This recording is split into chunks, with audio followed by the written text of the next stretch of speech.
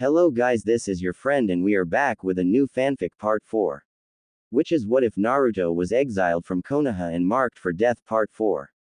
And if you enjoy this fanfic then please press the like button and subscribe to my channel for more fanfic like this. And now let's start the fanfic. Who the hell are you? Tsunade demanded. Oh, Ba-chan, I come seeking answers for a certain blonde that we are both fond of. Jiraiya studied the shade and paled. Kyuubi. The human form of the fox demon lord smirked as he revealed his 9 ghostly tails. You're smarter than you look, Jiraiya of the Sannin. So Naruto's dead, Tsunade said, slumping into her seat, her expression crushed. No. Her head snapped up and there was a hopeful look in her eyes. He's alive. But how? You're here. I am, as I've said to others, I am but a shadow of my former self. Naruto is fine. He holds my chakra which with each ping day becomes his. I came for answers. He does not know I am here, and depending on what I hear, he may never know. Kyuubi said. He moved about and sat on the chair across from the Hokage, and quirked an eyebrow. Now, are we going to talk like civilized adults, or would you rather we rant and rampage and learn nothing? Jiraiya sat on the edge of the desk and Tsunade looked at the Kyuubi shade. Is he really alright? She asked. Snorts, you care after exiling him? What, realize you lost a powerful weapon? Kyuubi asked with disdain. The kid was crushed being exiled. I have thought long and hard about getting him to come back here and continue what I started. There is much you don't know. Tsunade said. She spent the next hour telling the Kyuubi about the falsified signatures, of Hinata's pact with the vengeance spirit, of the death of the council, the Hyuga Maker. What she'd learned from Hinata about Kakashi's memories. I have guys team out looking for Naruto to bring him back. Tsunade concluded. Kyuubi was thinking. You have given me a lot to think about.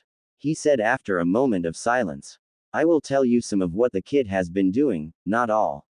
That is his choice. Kyuubi warned. After being exiled, the Anbu tried to kill him. They failed as a friend of Naruto's. Mikahamaru Melwasu. Jiraiya interjected. Yes. Don't interrupt. Kyuubi admonished. Sorry. Jiraiya muttered. Mika saved Naruto and convinced him to come with him to Kwai's mountain, and yes, it really exists. Kyuubi said, seeing Jiraiya about to speak again. Kwai took them both in and trained them both. He cleaned up Naruto's chakra control problems in taijutsu. He then trained them both in kenjutsu. Over time Naruto became better. He learned from Kwai's library. Kyuubi smiled fondly. The kid had a real desire to learn, and with praise from Kwai, myself and Mika, Naruto flourished. The nearby fishing village helped. They had no notions or ideas about the kid. They saw him as a blonde youth who worked and trained hard.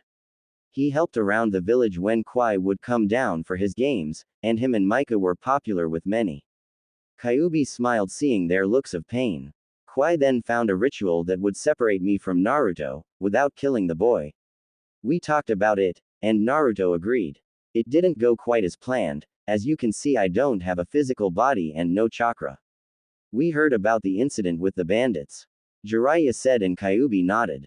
The boys did extremely well. They killed the bandits and rescued the villagers. The leader managed to escape, but that happens with so many numbers against just 2. Kyuubi agreed. So, are they still on this mountain? Tsunade asked. Kukukuku. Heavens no. I took them as my baiti, or apprentices, and took them to the underverse.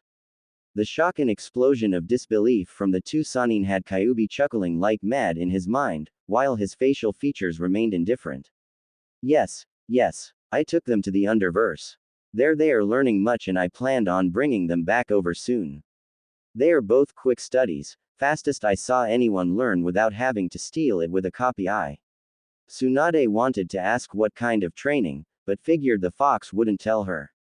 What do you plan to do? She asked. As I said, I had thought of revenge.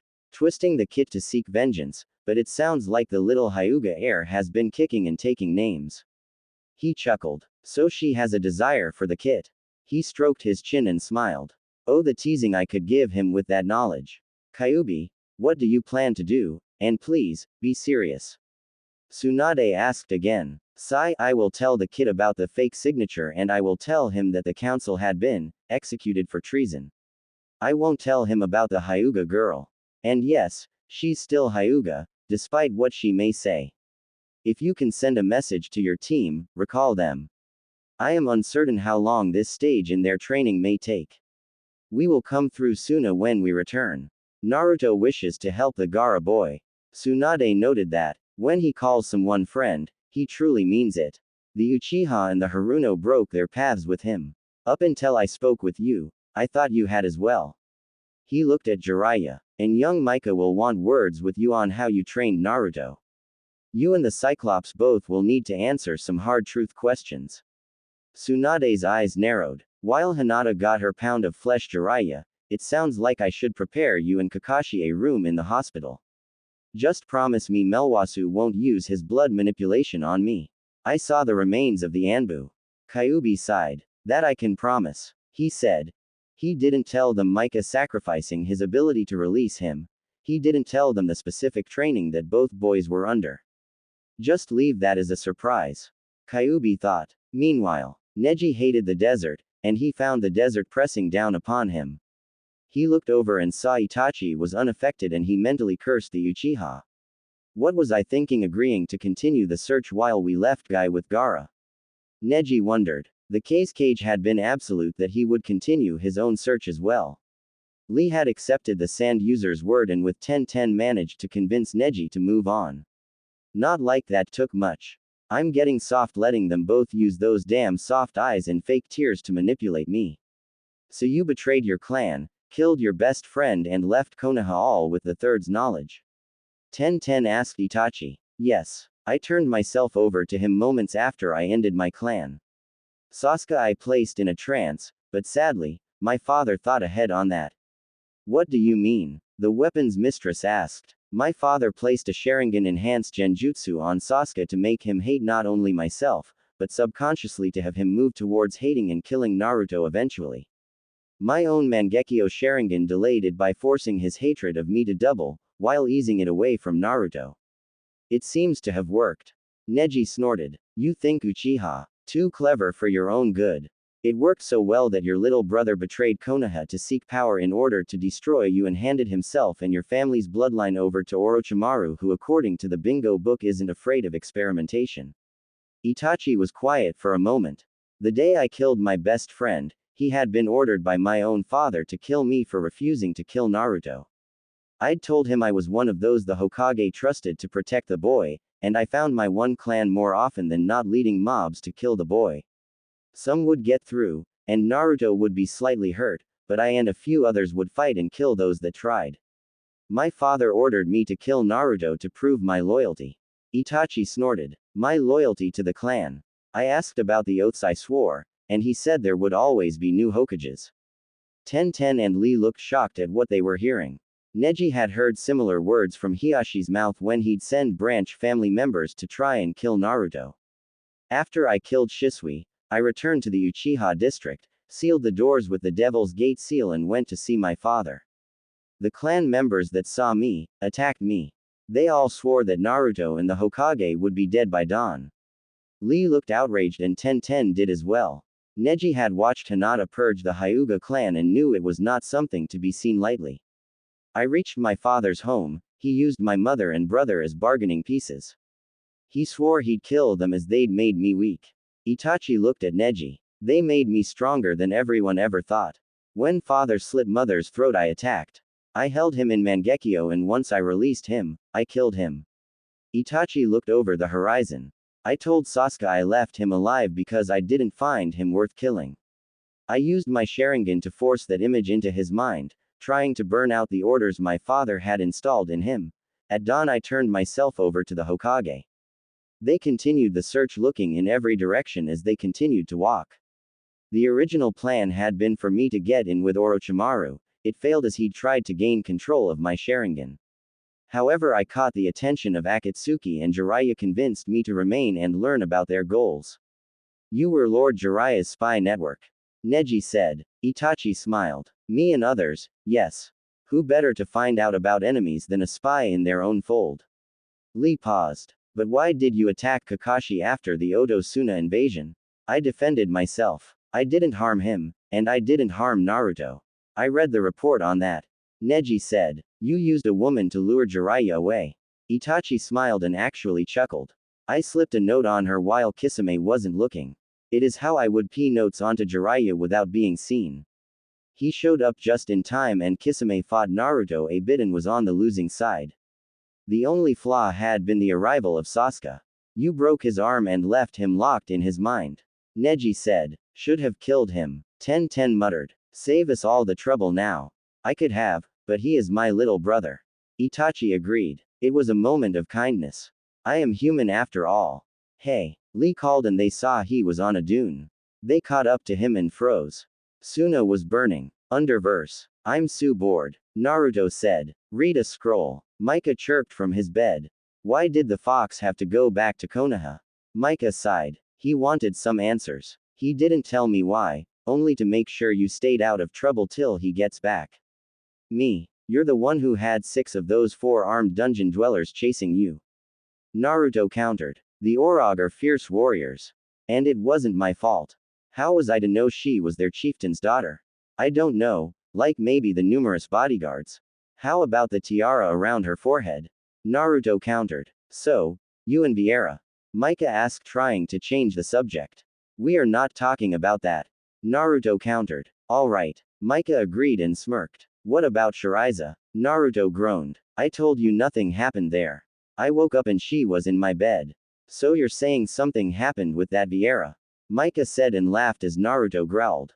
Almost convincing, bro. Maybe in a couple more years it will be deeper and not sound like one of Chandrala's little ones. Naruto scowled. You know, I swear she likes being pregnant. He said after a bit. 4th time. Micah agreed. So, you think Shippo's going to admit his feelings for Evie? Micah snorted. Shippo don't know who he wants. I saw him chasing that wolf demon a week before we left.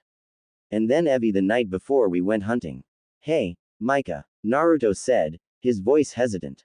HN. Got him to continue. I've been thinking. You mentioned Hinata always watching me when we were younger. Micah smiled at this. Yeah, I told you about how she acted after I became a genin. Micah was enjoying this. And well, I was wondering, if we ever saw her, what should I say, like ask her out, or forget it. She's probably got a boyfriend or her clan has her in an arranged marriage. Naruto said, waving off his thought. Slow down, bro. Did she have a boyfriend when you last saw her? Naruto crossed his arms. Well, no, but it's been nearly 2 years. Besides, I remember Kiba always sniffing around her, and you're umming. You know what that means. I'm making out of you and me. Naruto said and sighed again. I just been thinking about what the fox said, and I know we don't talk about it often, but hey, what are friends and brothers for? Micah asked. To annoy and tease and be bakas. Naruto countered. Those work. Micah agreed. But we're also here to listen and help. Naruto closed his eyes for a moment. The more I focus on my memories, I see Hinata a lot when I turn around. It's like, told you she was stalking you. She liked you. But why? Naruto asked. Micah shrugged. Have to ask her that. And if you don't ask her out, can I? No, you may not. I know where you've been. You're such a man-whore. Micah laughed. What can I say? I like being touched and touching. Man-whore. Naruto muttered playfully. Hey, Naruto. What if things don't work out back in our world? You think Master will let us come back here? Micah asked after a bit. You like it here, or is it a certain girl with green eyes that you like? Naruto teased. Shut up. I don't know her, or anything. Never stopped you before. I know Shippo was not pleased when you slept with his sister, and dude, she's 1,000 years old. But she still blushed like a school girl and arrow manwhore. Naruto yelled, covering his head with a pillow. Micah laughed. You really need to open up a little, bro. Everyone's a pervert.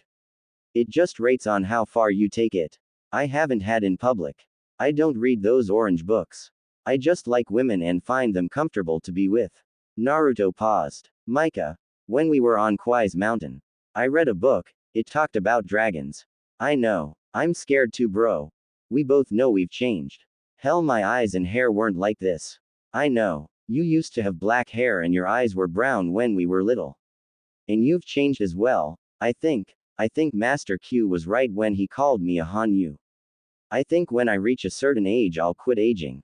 His gold eyes locked on Naruto. And I think, just from the way he introduced you to the kitsune at the fox den, there is something. I think I'm his successor or something like it. Naruto said softly. The pair sat in silence, the topics they'd talked about weighing on their minds. Where the hell is that stupid fox? Suna was burning. What the hell? Ten asked, stopping next to Neji while Itachi stood apart looking down. Who could do this, and this quickly? Deidara and Sasori. Itachi said. Who? Ten said. Akatsuki members. Both SCL Nuke Nin. Neji said. Guy Sensei. Lee said and was going to race down, but Neji caught his arm. Neji-kun, let me go, please. Lee said looking at his other lover. We need to do this right, Lee. We can't rush in. We don't know what or who is waiting. Neji said, and he felt bad denying Lee his request. The dark-haired boy saw Guy as the father he'd never had. Neji had confessed to Lee and Ten one night in their apartment that he too saw him as a surrogate father. It was killing him not knowing, but he had to think about the team and the mission. Search pattern Omega, he said after a moment. Uchiha take rear guard. Itachi nodded. He didn't know their formations and it would be best for him to protect their backs and remain out of their way. Neji. All four turned to see Hinata's team approaching. Hinata, he asked, surprised she was out of Konoha. What are you doing here? He asked. I was sent by Lady Tsunade to speak with Gaara. What are you doing here? She asked her cousin. Neji knew that it would have taken 2 days to get from Konoha to Suna, so the messages crossed.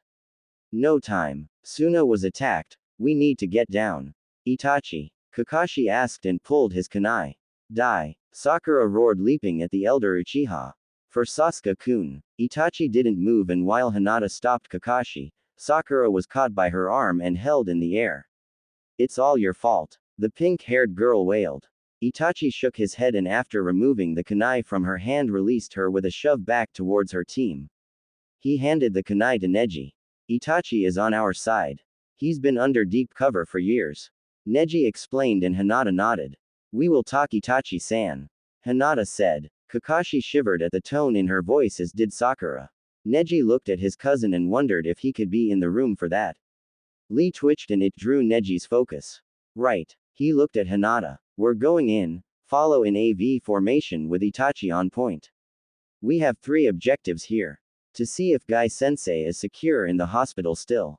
Find the case cage and protect him, and to eliminate any threats to the first 2 objectives. Hinata nodded. Hanabi and I will be behind Itachi-san, then Sakura and Kakashi. She looked at her sister.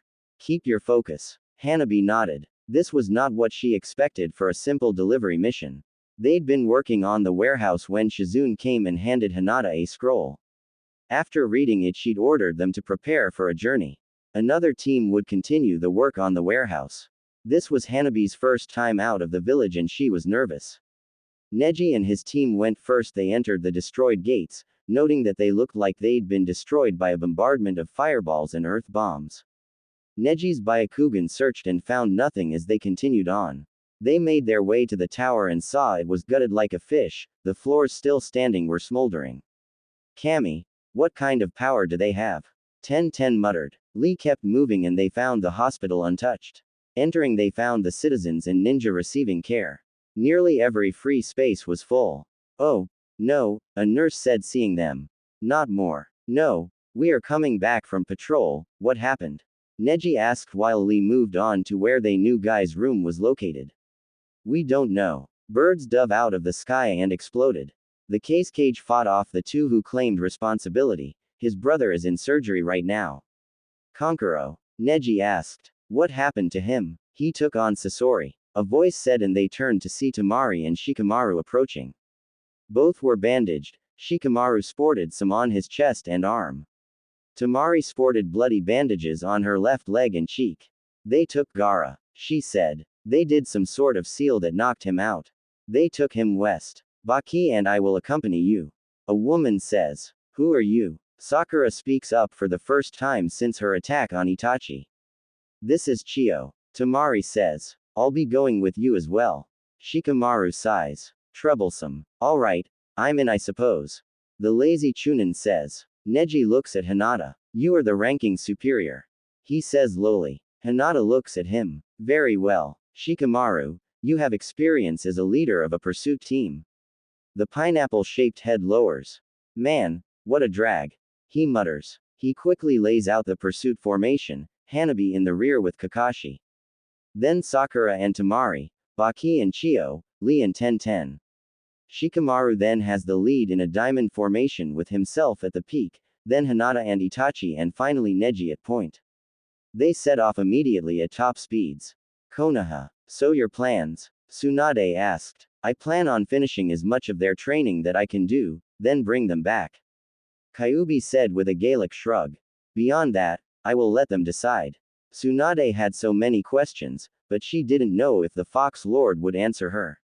Tell me Hokage, will Naruto be welcomed back? Tsunade wished she hadn't given up drinking. By a lot of the younger generation, yes. By some of the Jonin and in nearly all the Chunin, yes. Tsunade didn't inform him of Hinata's purge of the older generation.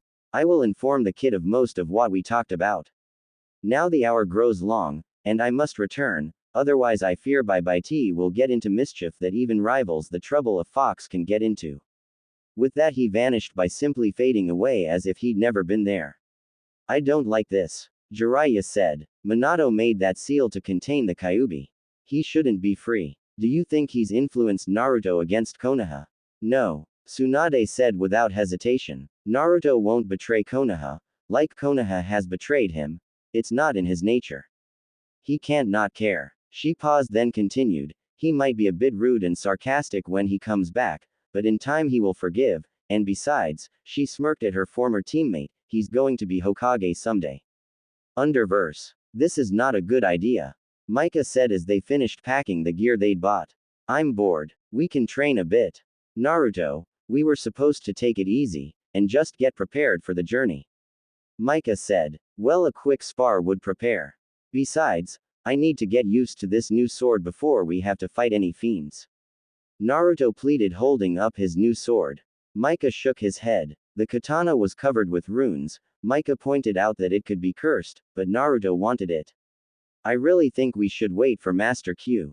Those runes could be bad news. Oh come on. Don't be such a worrywart. Besides, look at the blade, it has that orange tinge to it, it looks so cool.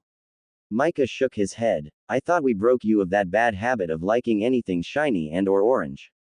Naruto laughed, then gave him the puppy dog eyes. Gah, not that look. Damn it Naruto. Micah gave in and grabbed his Hanzo sword. Alright, fine. A short spar. But if anything goes wrong. What could possibly go wrong? Naruto asked. What can go wrong he says. Micah muttered looking at the 9-foot-tall fiend. A hunting party of lizard men surrounded them and Naruto looked at him sheepishly. How was I supposed to know? You cursed us. You know better than to ask that question, and I was a fool to agree to spar after you said it. Micah growled. The Hanzo sword in his hand seemed to actually hum in anticipation. Particles of dirt were rising in the air as Micah's wind shield was slowly spiraling about him. You can't believe that. Hell, that's like saying I wish a beautiful woman would drop in and save us. Both boys jumped when an arrow slammed into the lead lizard man's neck. It made a gurgling sound and toppled backwards with a loud thud. They looked at where it had come from and saw Nami standing atop the outpost, her bow drawn and another arrow notched. I wish a million Ryo would fall from the sky.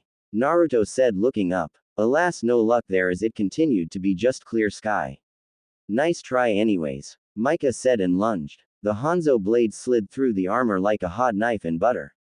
Naruto's own sword was slicing apart lizard hide and armor with a matching ease. Several more arrows flew and while one lizard man got a shield in the way and held a spear, another wasn't as lucky as 2 arrows caught it first in the shoulder spinning it about and then right between the eyes. She's good, Micah said as his wind lashed out and snapped the neck of a lizard man while the Hanzo sword in his hands decapitated another. Hey, where'd they all go? Naruto asked as he sliced another lizard man across the chest. There, Micah said and watched as a pair of them seemed to burrow into the ground. Damn it, come back here you walking luggage. I'm not done yet, Naruto said. Micah turned and saw Nami was gone as well. Huh, he muttered. What in the name of Kami's wings is going on here? Oh, hey master. Naruto said, scratching his head with his free hand while looking at the shade with a sly grin. How's your day? They're in that cave, Neji informed Shikamaru and Hinata. The group had found the trail easily. The former Akatsuki members weren't even trying to hide their trail. They're not afraid, Shikamaru muttered. Would you be if you could level a whole village? Chio said. The old woman had been short-tempered and snappish the whole time since they left Suna. Tamari had just ignored her as had Baki. How do you want to do this? Kakashi asked. He actually liked not being in charge. We'll go in waves, Shikamaru said, using a kunai to draw it out in the sand. Team 9 will go in first with Itachi. Hinata's team will be in next after Team 9 has engaged the Akatsuki. Shikamaru said, drawing in the sand some more. I'll be with them, he continued. Team Suna will be last. I want to save my brother. Tamari voiced. And you can. But wait until we have them engaged. Suggestion. Itachi said. Replace the Haruno with Baki, and the youngest Hyuga with Tamari. Sakura looked enraged. Why? Shikamaru asked. It would be wise to have a Byakugan user in each group since we have 3 of them. Also, Baki and Tamari are more experienced. Finally, the Haruno girl has been useless in nearly every fight and would be better used as medic and bodyguard for Chio-sama. Shikamaru weighed the information and nodded. Agreed. Baki prepared his weapons and Tamari smiled, thinking she'd be getting revenge for Kankuro and rescue Gaara. What? You're listening to him? Sakura said in disbelief. Sasuke would have. You will not mention that name again, Haruno. Shikamaru said before Hinata said anything.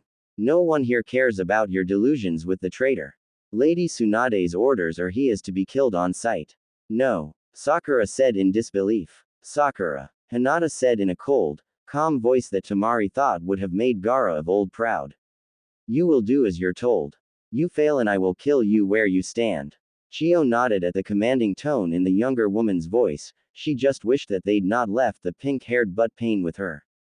Go. Hinata said. Deidara looked on as the hired sorcerer performed the ritual to draw the tailed demon out. Sasori sat on the other side of the cave, his eyes closed. Ever since Pain-sama left, we've all lost power. The ring crumbled and turned to dust.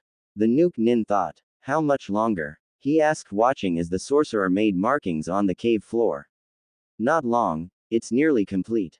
The robed man said, his dark eyes watching Gaara for signs of movement. How long will that spell last?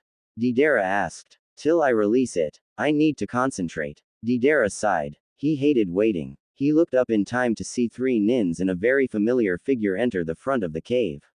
Itachi. Sasori was in motion, his puppets already going to attack. The former Suna nin was controlling 9 of them at once. Protect the sorcerer. He must complete the ritual. He said. Deidara sneered, seeing the leaf symbol. Ah. So went crawling back to your former masters, Itachi. Shame. We might have shared Shukaku with you. He used his ability and lobbed several clay bombs at the nin while laughing like mad. Z pattern. Neji ordered, and Lee and Ten moved and avoided the explosives. I will deal with Deidara. Itachi said, moving off to fight the former Iwa nin. So it's down to us now, hey Uchiha. Deidara said as his hands were forming more explosives. You will die just as easily as Kisame. Itachi said coldly. Across the cavern, Team 9 was having trouble with the puppet master as he blocked them from reaching the sorcerer. Lee's fists were effective, as were Neji's Juken strikes. Tenten's claws were slicing up the puppets, but the 3 noticed that they were self-repairing the damage. We need to hurry, she said, her Pantera taking one of the limbs off the faceless puppet's arms. Lee's hurricane kick sent several puppets crashing. Oh no you don't, boy. Sasori said, and 3 more puppets converged on Lee. Neji was surrounded by 4 and Ten was fighting 3 as well. The second team entered the cave to see Itachi dodging explosive clay birds from Deidara and Team 9 fighting hard against the puppet troops of Sasori. Tamari saw her brother in a strange circle and her eyes narrowed, seeing the sorcerer chanting and runes lighting up as he finished and moved on to the next rune. Baki stepped in, and unfortunately he stepped on one of Deidara's traps before Hinata could do anything. He was blown back, his left leg gone from just above the knee down. Hold, Shikamaru said. Hinata. Activating her Byakugan, she scanned the cave. The whole place is rigged, she said. Troublesome, Shikamaru said. Didn't figure they'd rig their own place while in it. Gaara. Tamari yelled and tried to rush in, but Kakashi grabbed her arm. Wait. You rush in, you'll end up like him, he said, gesturing towards where Baki lay. The Suna Nin gritted her teeth. Tell the slug to hurry up then. Hinata was first in formation with Shikamaru marking the areas she pointed at with Senbon needles. Hurry up. Tamari growled. You're welcome to rush in and lose a limb or your life. We don't know if the others are tied together or if they go off one at a time. Shikamaru said. Kakashi, signal the others to hold off, the Chunin said as he tossed another needle. Kakashi summoned a nin dog and sent it back out with a message for the last group. Tamari in the middle, Kakashi come last. Hinata paused. What is it? Shikamaru asked. There are clay bombs burrowing under here. They keep moving, she said. So that's how Team 9 missed them. The Nara genius muttered. Can you see if any of the explosives are linked? Not that I can see.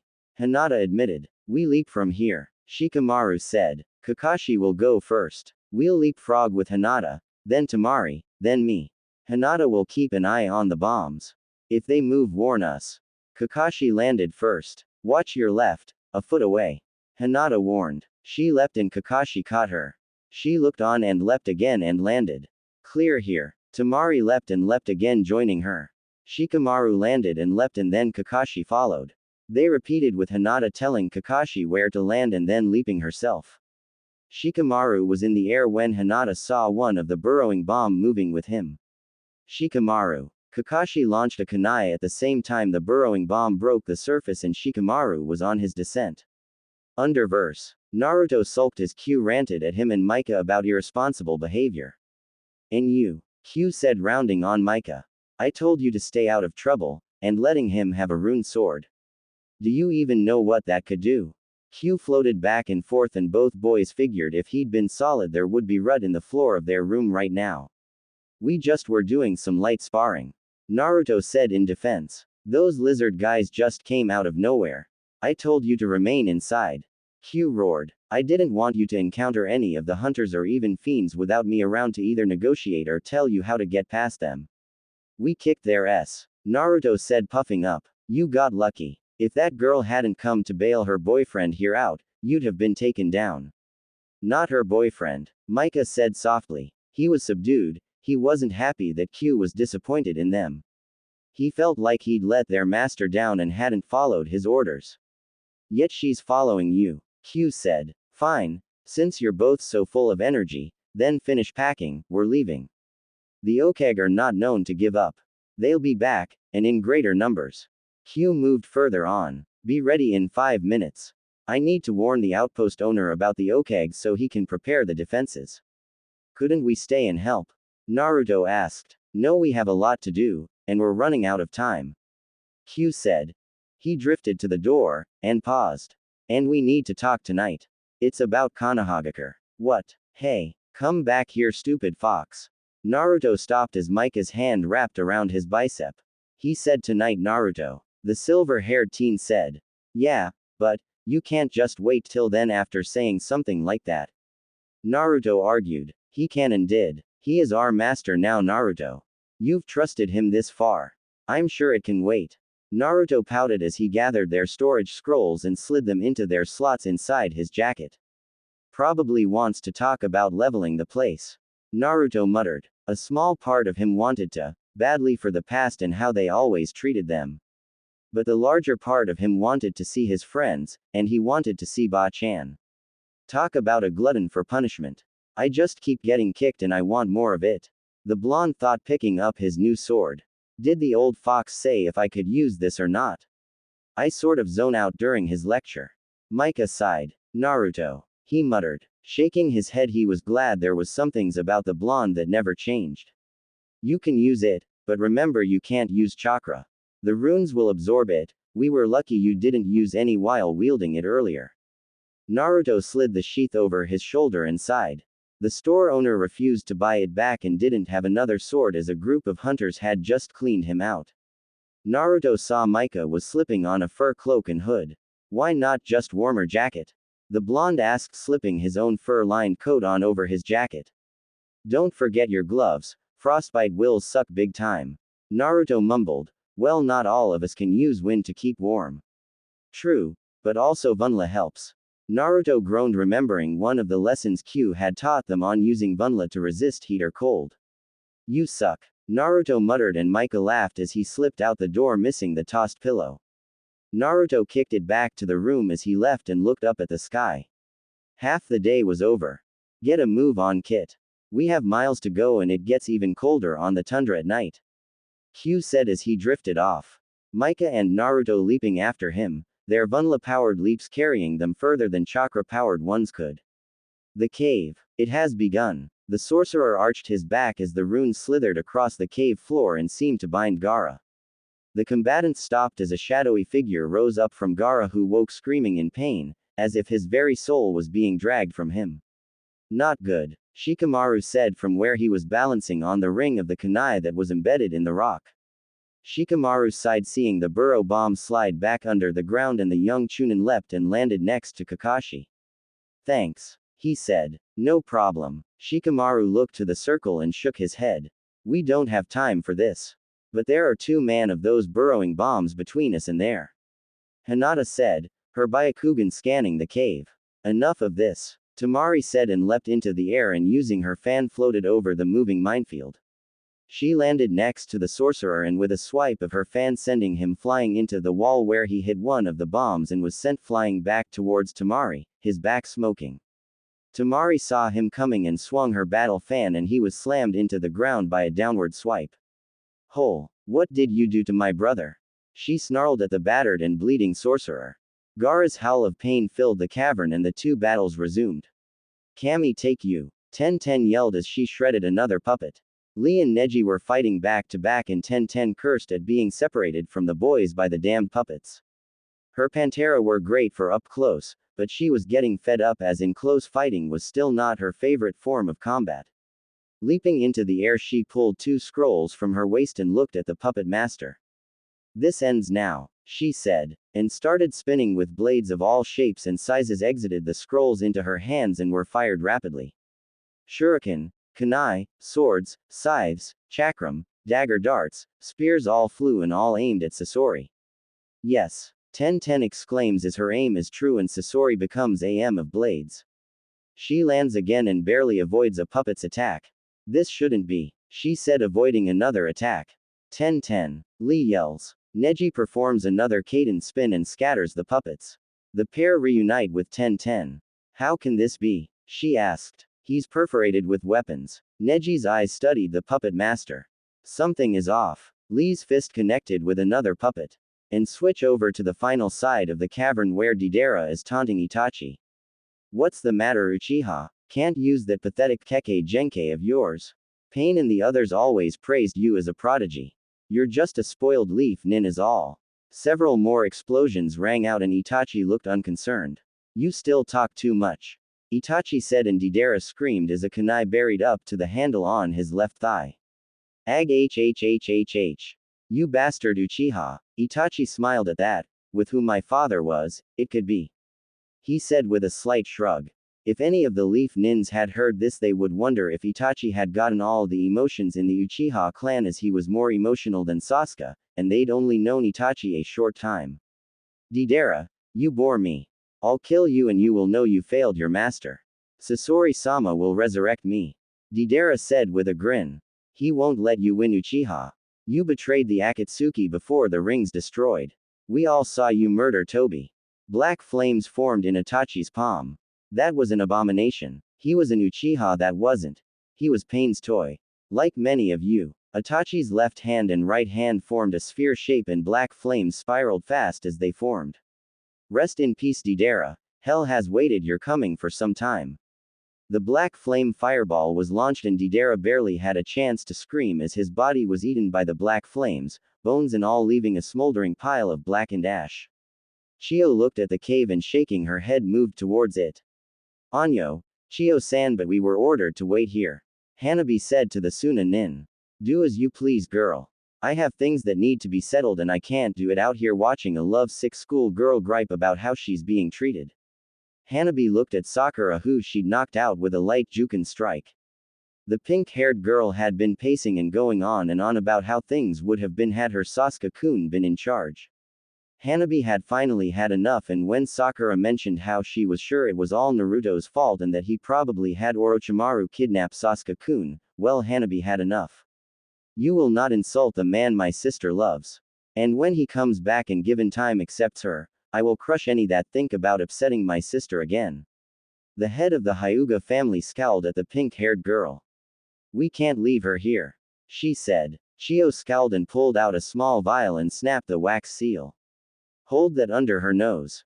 Sakura woke moments later and looked about. Let's go, Haruno. Chio-san wishes to settle some personal debts. Sakura found she was unable to speak and Hanabi smirked. That pale-eyed whore. When Sasuke-kun hears about this. I know. Can you believe the arrogance of the Hyuga?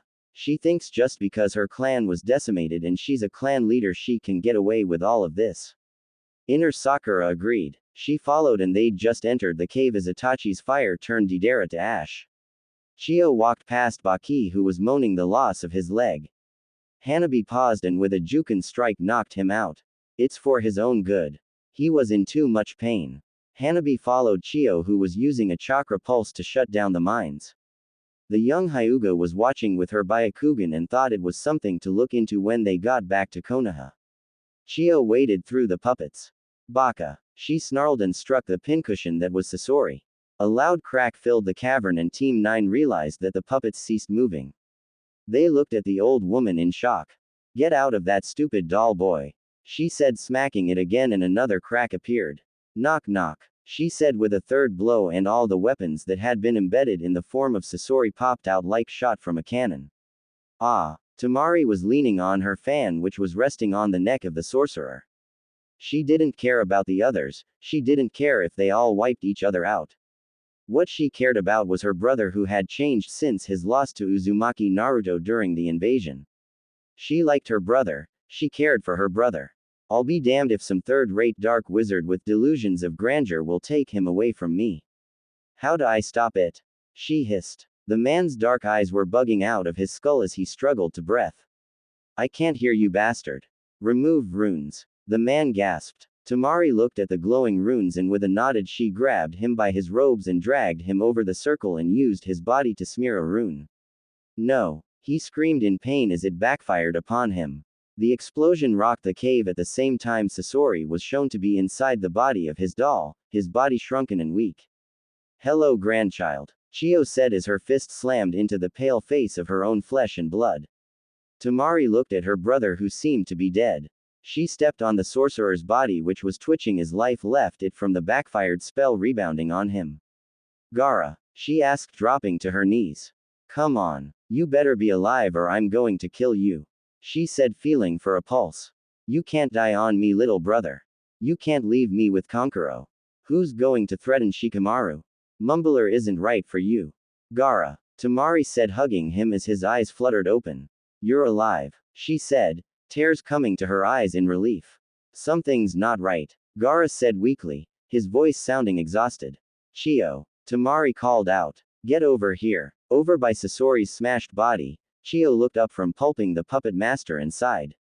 This will have to do, she muttered, and she slammed her fist once more down into the shattered skull of what had been her grandson, hiding in the puppet he made that had looked like him. Chio walked away, leaving the Konoha nin to deal with their injuries. Hinata and Hanabi with Kakashi bandaged up Team 9, Hinata using antitoxins, seeing some of the puppets were coated with poisons. Sakura meanwhile followed Chio. She was in awe of the old woman's abilities, and had seen her bag with scrolls while they'd waited earlier. If I can learn from there, I'm sure I can impress Sasuke-kun, she thought. Chio ignored her pink-haired shadow and checked on the cage. She performed several medical jutsus and looked at Temari. He's dying, she said. What? Why? The blonde Kunoichi asked. The demon was removed. The fact he's still alive is his will alone, Chio said. You're a great healer. Second to Tsunade. Do something, Temari demanded. Temari, Gaara said weakly. No, you can't die. You're supposed to be here to chase off my boyfriend. You're supposed to run Suna.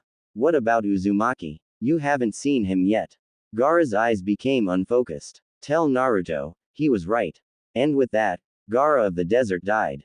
Underverse. Two figures in a shade were moving across the frozen tundra, the wind whipping blue snow and ice at high speeds.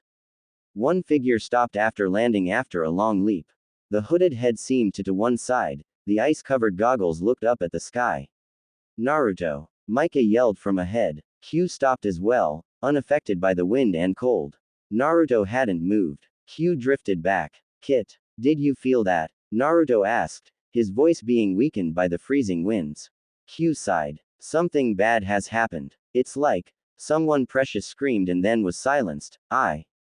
Naruto doubled over, pain ripping through his chest. Ah, Micah. Q yelled and the wind user was there with a shunshin. He knelt next to the still screaming Naruto. Master, what can I do? Micah asked and saw that the great Kyuubi no Kitsune had vanished as well. Master. The howling wind was one of the first sounds he heard upon awakening. The sound of a fire was the next thing. With a groan he opened his eyes. Thanked Kami. Naruto looked over and saw Micah sitting beside him. Gold eyes looking at him in concern. What happened? Naruto asked, his mouth and throat feeling dry as if he'd slept in the Suna sun. I don't know. You stopped and screamed and ped out. Master Q vanished and I didn't know what to do, so I set up the shelter and got a fire going. Naruto accepted the water bottle and drank nearly the whole thing. I feel like I did after that time Sasuke rammed the Chidori through my chest. Well, I didn't know many medical jutsu, but the ones I did know you were fine, I couldn't find anything wrong. Micah said using his wind to feed the fire. I wonder what happened to Master Q. Naruto had to agree with Micah's question. And why did he feel like something had been taken, but he felt it was alright?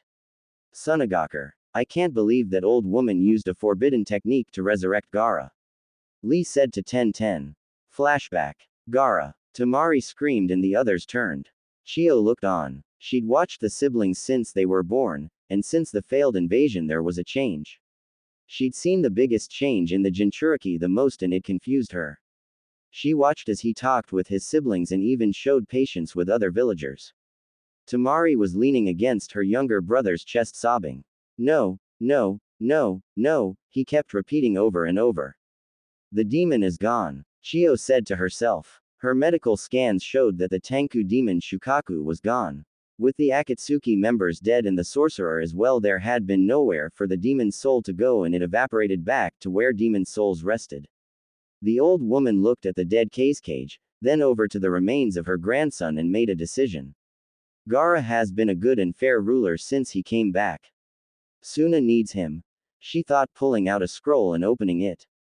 She ignored the others behind her and focused on her task.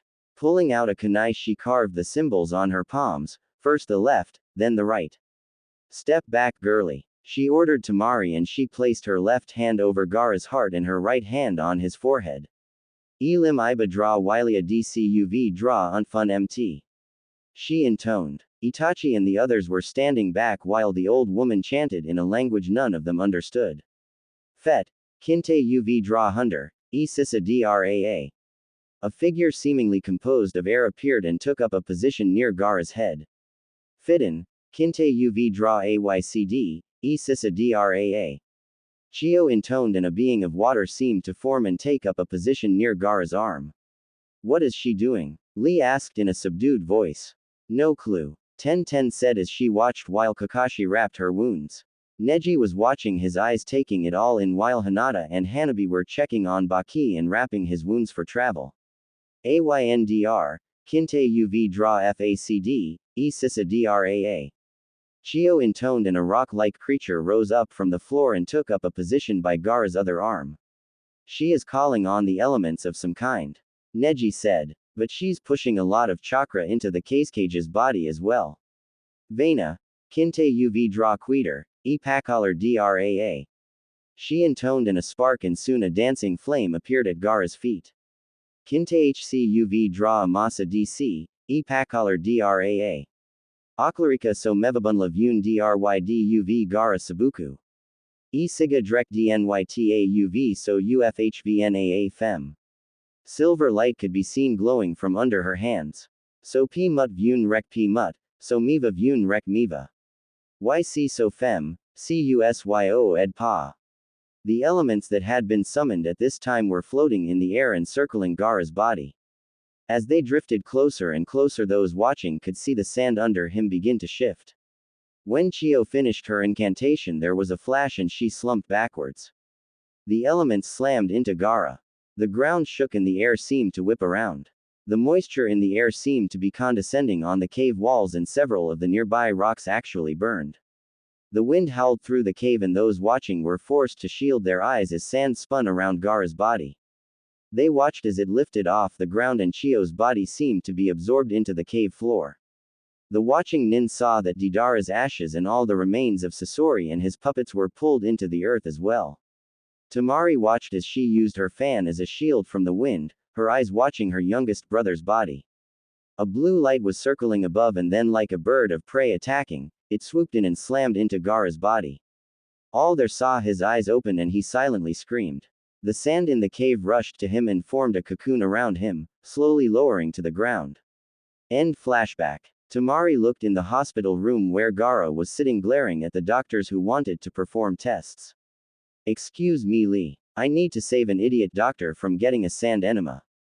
The fan user said, walking away from the Leaf Nin, who turned as 1010 put an arm around his waist and Neji an arm over his shoulders, Lee between them. Let's go check on Guy. Sakura watched them go. She checked the scrolls she'd stolen to her under her shirt. She'd swiped Chio's scrolls while everyone was rushing to check on the cage. Just another demon for Sasuke-kun to kill when he comes back to me. The pink-haired Genin thought as she hurried back to the hotel. She'd avoided her teammates since the cave and was trying to figure out how to make this work to her advantage. Sakura was walking the streets when a gloved hand closed over her mouth and pulled her into an alley. Hello Haruno. We need to talk. Underverse. Mika had gone out and hunted, managing to capture a pair of tundra rabbits.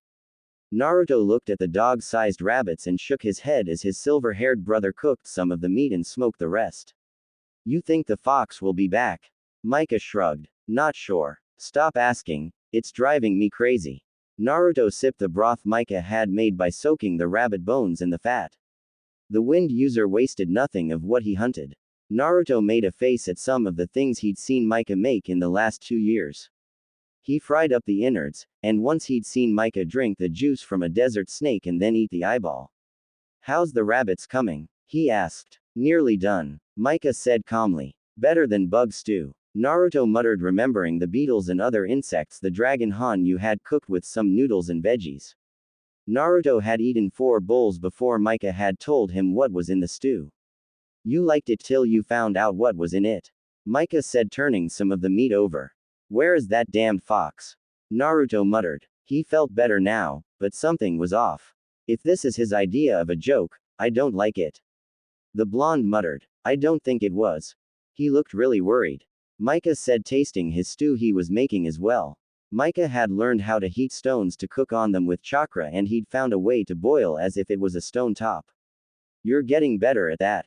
Naruto said, changing the subject and watching his friend and brother in all ways that mattered between them.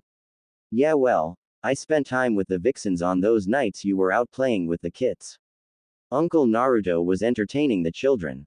Mika said playfully. Shut up. It was fun. I'm sure it was. Mika said. But the women decided I needed to know my way around a kitchen that didn't involve something with noodles. Both shuddered at that. The vixens had tried for months to get the boys off their ramen addictions, but it failed as a ramen stand opened up in Lowtown. Wonder how Vivi's doing. Naruto thought suddenly of the little ramen chef. Missing us probably. Mika answered. I think we got some of the Lowtowners hooked on it, so he should be staying in business at least. Hey, Mikahamaru, are you scared of what the tests will be once we reach wherever Q wants us to go? Naruto asked. When they were alone, the boys talked about what was on their mind. Even if they changed subjects rapidly, they talked freely, and it was a comfort to both that they'd had when they were a lot younger before the academy and Mika leaving and their times on the streets of Konohagakure. Terrified and excited, Mika said, tasting the stew and adding some herbs to it for seasoning. Me too, Naruto admitted, his hand lashed out to steal a piece of the cooking rabbit when his hand was slapped. Hey, no fair using your wind to smack me, I'm in a delicate way. The blonde pouted and Mika snorted and they both laughed. Wonder what the fox wanted to tell me about. Naruto sighed aloud. Micah mentally banged his head off the wall and cursed Naruto's inability to be patient. He wouldn't admit it out loud, but he was curious as to what the fox had learned back in their own realm. Both sat staring into the fire as the tundra rabbits roasted and the stew cooked on the heated rocks. Morning came and both boys were still alone. Well, I think we should continue to head in the direction he had us going in, Naruto said over their breakfast rations. But what if he appears here and we're gone? Micah asks. How long can we sit here, Micah? How long before we have to turn back and return to Solit anew? Naruto asked, staring into the fire. Well, with rations and if we hunted as well, months really. Micah said. Naruto looked at him. I smoked half the rabbits and we ate what was left of the stew for breakfast. We have enough rations of over a month, and with hunting really, indefinitely actually. Micah admitted. Well, let's just travel in a straight line and see what happens, Naruto said. Micah nodded finally and packed up their supplies. Once outside the shelter, they collapsed it back into its storage scroll. Wrapped in their snow gear once more they leapt, the wind and snow their only current companions. From a distance a pair of emerald green eyes watched them. Another figure moved up and the first one holding the bow made a gesture and soon the howl of wolves filled the sky and the sleds were moving, each pulled by a team of tundra wolves. For 3 days they traveled over ice and snow. They would travel from sun up to sunset and sleep in the shelter.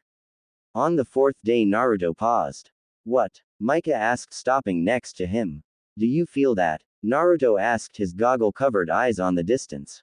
You mean the ones that have been following us? Micah asked. No, they're ahead. Naruto pointed to the rock formation ahead that was covered with layers of ice. Micah reached out with his Vunla-enhanced senses and shook his head. He wasn't as strong as Naruto with it, and while he could enhance his abilities and with effort Vunla lightning, Naruto was truly mastering the use of it, and being on the wilds of the tundra seemed to deepen the blonde's connection. Naruto and Micah looked at the snow and ice-covered rock formation. What do you think? The blonde asked. I think we should wait for Master Q to reappear. We don't know what could be there and it would be wiser to wait for him. For all we know it could be a giant snake den in there, Micah said. Naruto sighed and nodded. We'll set up the shelter over there. The blonde pointed to another outcropping of rocks. We can use the rocks to shelter the tent from the elements. Micah nodded. He pulled the scroll that held the shelter and after smearing a bit of blood on the seal, the shelter was once more set up and the silver-haired wind user slipped inside. Naruto sighed. It was his turn to hunt, but he was getting sick of tundra rabbits. He desperately wanted ramen, but they were in the middle of nowhere and he didn't see an Ikikaru ramen stand anywhere. Hey, I'm going to see if I can catch some dinner, he said. Ping the shelter. The dome-shaped tent was larger than the simple tents he remembered having when he was a genin for Konoha, and he liked it better. With a modified seal, you could have it set up in second and stored in a scroll. Micah stuck his head out. Stay away from that rock formation, he warned. I wasn't. Naruto tried to argue, but Micah just gave him an even look with his golden eyes. Fine. Naruto huffed and went off in the opposite direction. Micah stuck his head back into the shelter. He had gotten the small fire started and was melting snow for cooking water. I know him. He'd have charged in there and we'd be in trouble, the silver-haired teen muttered. Where the hell are you, master? Suna. Hello, Haruno. Sakura spun about and saw a figure standing further back in the alley. Lord Danzo, she said, relaxing. Mother said you would be in touch. She's right, the silver-armed man said. The Hokage continues to waste effort on Uzumaki. She's put me on a squad with Hatake and the 2 Hyuga whores. All 3 are defending him, and Hokage has injured Nins for speaking out against Naruto since you've been gone, my lord. Danzo nodded. What transpired on this recent mission? He asked. Sakura told him of the Akatsuki removing Shukaku from Gaara, of the death of Chiyo. Study those scrolls very carefully, they might be of use, Danzo said. Sakura nodded, eager to please the man who saved her mother from poverty. Lord Danzo, how is Sasuke-kun? She asked, eager to hear news of her crush. Danzo paused before responding. Sasuke is working to perfect his Sharingan. When he is ready we will move and take Konoha back from the demon lovers and the weak. Will you tell Sasuke I am getting stronger for him? She asked. Of course, Sakura Remember to use the root members I have in Konoha still to pee on messages. Of course, my lord. I do all this so the day comes I will be married to Sasuke like you promised, and Konoha will be yours, like my father promised all those years ago. The pink-haired girl smiled. Then her whole stance changed, as did the color of her eyes. They became a sickly yellow-green. It is so hard to play weaker than I am. I've had to allow that Hyuga whore strike me and play the simpering twit. Danzo smiled. You have been one of my operatives for years, Sakura. Your training and conditioning has allowed you to switch personalities as needed. The famed Haruno inner persona has helped you gather intel and be one of my best spies since your academy days. He sighed. I just don't understand your fixation with the Uchiha. While breeding would be fine, your fascination with him is some concern. Sakura smirked. It wasn't a friendly smirk either. I believe Sasuke-kun can be the best ninja in the world. Once his Sharingan is fully developed. I don't need a husband who talks, but he will bring me fame and fortune. After he's been used for breeding, you can kill him and I will raise the children in the ways you've shown my family since before I was born, Lord Danzo. She said with a bow. Danzo shook his head. A dangerous game we are all playing, with too many wild cards on the table. Orochimaru isn't concerned with the Kyuubi container, and I. Sakura. Danzo stepped back into the shadows, seeing the young Nara genius with the Kazecage's sister. Oh, Shikamaru. There you are. I got lost and turned around, Sakura said, trying to lie her way out. Save it, Haruno. Sakura looked up and saw Hanabi with Kakashi standing on the building on either side of the alley looking down. Sakura snarled and, sensing danger, tossed several smoke bombs down and then threw a couple explosive tags down. She slipped away with Danzo. Hanabi managed to keep the others from crossing the tags, and the time it took allowed the pair to escape. Damn that woman. I knew something was up when I saw her hovering around Chio-san when she died. Tamari snarled. And now Danzo and Orochimaru have the techniques she had written in her clan scrolls. Shikamaru said. How troublesome. Sakura managed to gather them up and make sure the blood seals never connected. Those are some dangerous rituals that just got into enemy hands. Kakashi said, landing next to the others. So what are we going to do? Hanabi asked. She had noticed Sakura missing and had broken off with Kakashi. Shikamaru and Tamari had followed them and they heard the talks between Danzo and their pink-haired traitorous teammate. Team 9 will remain on their patrols until they hear otherwise from the Hokage. Kakashi said. We need to tell Lady Hinata what just happened. I'm sure we'll be taking Guy back to Konoha with us. Shikamaru sighed. And it looks like I will be heading back sooner as well. We'll need to change the defenses again, and start combing the population for root operatives. Not to mention inform the Hokage about the situation with Akatsuki and what happened here. The Nara prodigy looked at Tamari. I need to stay here until Gaara and Kankuro are back on their feet. She said reluctantly. The last year with Shikamaru had been a mental battle and she found it fun. His mental abilities held qualities she'd come to enjoy. Hanabi sighed. Hinata will blame herself for allowing Sakura to live. The thought of the Haruno clan with a Kekai Genkai is frightening. Kakashi said. Their inner persona seems able to shield them. We should have realized it back during the Chunin exams a couple years back. How she managed to throw off Ino's mental possession. Shikamaru said, a thoughtful look on his face. Kakashi nodded. Back then we chalked it up to Naruto's cheering her on and her hot temper, and I never bothered to look into it. It's troubling how much effort Danzo's gone into to undermine the Hokage and gain control of the Uchiha. It's not only the Uchiha that Danzo's tried to get control over. Kakashi said. He looked at the others as they walked. Danzo, for as long as I can remember, has tried to get first the third and then Lady Tsunade to give him control over Naruto. Till his escape, he's worked to gain some measure of power over Naruto. Shikamaru groaned. We need to get Sakura's mom in for questioning. They saw Hinata with Team 9 and Itachi and went to tell them what has happened. Underverse. The howling wind outside kept the pair awake for some time. Naruto managed to take down a deer, and the meat had been smoked. Micah took the antlers and was carving something since he couldn't sleep when there was a flash over the fire. Master. The silver-haired Hanyu yelped, getting up, and his cry woke Naruto from his semi-doze. About time you baka fox. He muttered. Stow it, whelp. Q said, and both boys saw his features had changed a bit. He was more vulpine in his features. What happened, master? Micah asked, stoking the fire up to give more light and warmth. Yeah, you screamed and vanished. Naruto said. I did not scream. And I didn't vanish. Q said. The shade took a seat on the ground, his back to the door. Some things have happened and not all of them good. Q said, starting off. First things first. I wanted to tell you what happened when I went to see Tsunade. Naruto listened as his mentor told him what had happened. He was happy that Tsunade and his friends hadn't betrayed him like he thought. He listened about the execution of the council and of Hinata being the vessel for the spirit of vengeance. She's been on a rampage punishing those who have done you harm, Kit. Q said. Naruto didn't say anything, and Q continued with the trial and escape of Sasuke and Danzo to join with Orochimaru. The old woman's got Team 9 looking for you. I told her that you are both here and being trained by me. I didn't tell her, old the super pervert, what I was teaching you exactly. Naruto nodded absently, his mind absorbing all he'd learned. So, you can go back. Micah said. Naruto just grunted. They will need us to help deal with the snake and his ilk. He's managed to make several alliances. Damn pedophile. Naruto muttered. He'd never liked the snake Sanin after the Forest of Death incident, and it became worse after the search for Tsunade with Jiraiya. Now that home matters have been filtered in, let's talk about what happened a couple days ago.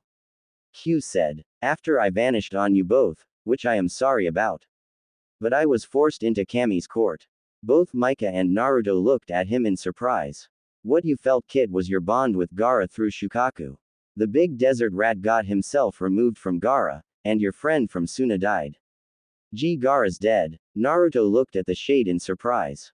No, he was, but another mortal sacrificed their life force for his. Gaara remains amongst the living. Now, the reason I was drawn to Kami's court was because of my position. Kami has decreed that without a successor, Shukaku's domain will be held by a steward. Once a new one-tailed lord has been decided upon, then Kami will release those lands and vows to the new Shukaku. Naruto was confused, but Micah raised his hand. Why isn't Gaara seen as Shukaku's successor? He was his Jinchuriki. The two were constantly in conflict. While the runt here will be my successor on the physical plane, I am, until he has all my power, be regent. Naruto looked at the fox shade. Micah put a hand on his shoulder. You suspected this. Why so surprised? I don't want this. Naruto said, looking at Q. Won't have to worry about it for a long time, Kit. Live, grow old, have a dozen of fat pink babies that you mortals seem to spawn. Micah snorted. I don't know. Some vixens I've seen have spawned several batches of their own. Q and Naruto both snorted and the tension ebbed away.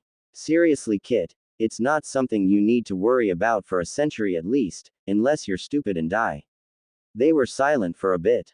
You both made good time. I'm surprised you didn't enter the tomb entrance. Micah wasn't sure and thought it better for wait until we knew what happened to you. Naruto said, and Micah shrugged. You were feeling pulled to it. I thought it better than to walk into a viper's den or worse. Good thinking. There are creatures around the tundra that are very dangerous. Q said. Oh yeah, so far we just seen rabbits, a couple of deer and wolves. Naruto said. That is because a lot of the fiends here are nocturnal or subterranean. I would have ped you both up if not for my vanilla senses. Q admitted. Now then, both of you rest up, we'll head out at first light. It might take time to navigate the tombs. It's been a long time since I was down there, and we don't know what might have moved in since then.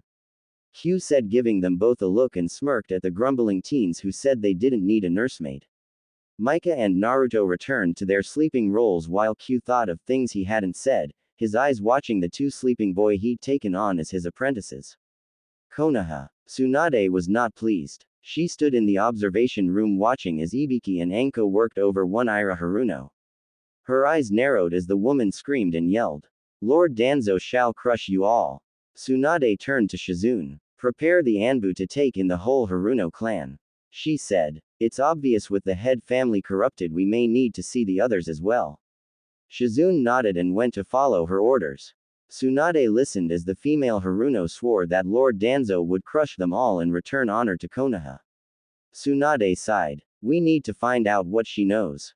Hinata. The vessel of vengeance seemed to melt out of the shadows and appeared before the interrogation chair.